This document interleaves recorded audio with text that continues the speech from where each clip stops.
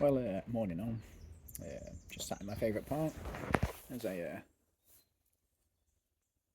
know how well that'll show up at that distance, but there's a really nice orange grove just over straight across there. It's pretty cool. Uh, Apologies for the low energy update yesterday. I literally was low energy. The raging storms for the last 4 days had just given me no sleep at all, pretty much. I was just shattered. I was fueled by espressos yesterday. Yeah, I just made sure I got a nice early night last night and just slept pretty soundly despite the bad weather. There were a few occasions where it properly pelted it down.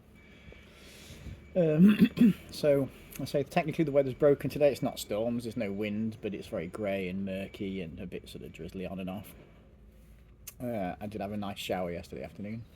Um, I don't know whether I'll do my laundry or not. I don't want to be lumbered with wet clothes, and because a good proportion of my stuff is made of merino wool, you can't tumble dry wool; it just shrinks. Um, and Clothes that have been sat damp for some days are going to smell worse than just clothes that have been worn for some days. I do still have enough clean stuff for my flight home if needs be. Sorry about the background noise. I think they're just coming to empty the bins. Um, Yeah, obviously my mind's moving forward to what happens when I get back home now. That comes down. I've been eating pastries.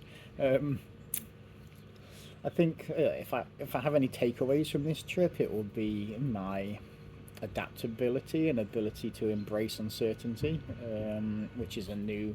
I've always been quite adaptable, but the choice to embrace uncertainty is kind of new.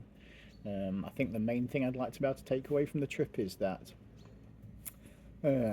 setbacks aren't necessarily setbacks. If something kind of goes wrong, it's just a challenge to be faced and overcome. And if I can take anything from this trip, that's the thing I'd most likely take home with me, rather than being defeated when things don't go. Life doesn't turn out the way you expect.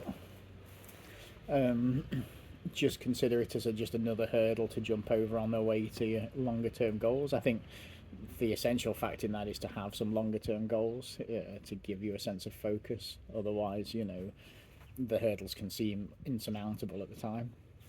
But it's very easy to say that when I've been sat around here in Portugal for a month, 3 weeks, whatever it is, and with no agenda and no goals. Whether when I get back into the reality of day to day life and going to work, whether I could maintain that mentality remains to be seen. I certainly feel a lot better than I did before I came away. What with all the practical situations I was going through in my personal life back home.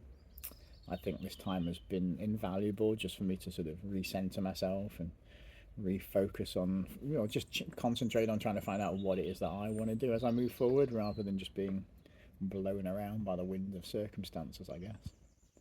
Yeah, I think I probably rabbited enough for today. I may go off and do some hiking. I don't want to get absolutely ditched in reality. I've got very limited clothes, and as much as I had like ideas of coming on a hiking holiday, I don't know. I prefer cycle touring these days. I don't mind doing like odd overnighters, and so I did used to be part of a bushcraft group, and I used to quite like going down and joining that because it was a private woodlands where we had permission to light fires and things, and that was quite fun. But on the whole, if I am exploring, the countryside with my camping gear, I prefer to load it up onto the bike and let the bike carry the weight. Um, yeah, I'll probably maybe do a couple more day hikes while I'm here. I've got a bit over a week. I think it's next Friday. So today's Thursday. It'll be next Friday when I fly home. So I've got like whatever that is, like 8 nights, 7 nights left. So in a funny kind of way, I feel like I'm just killing time between now and then.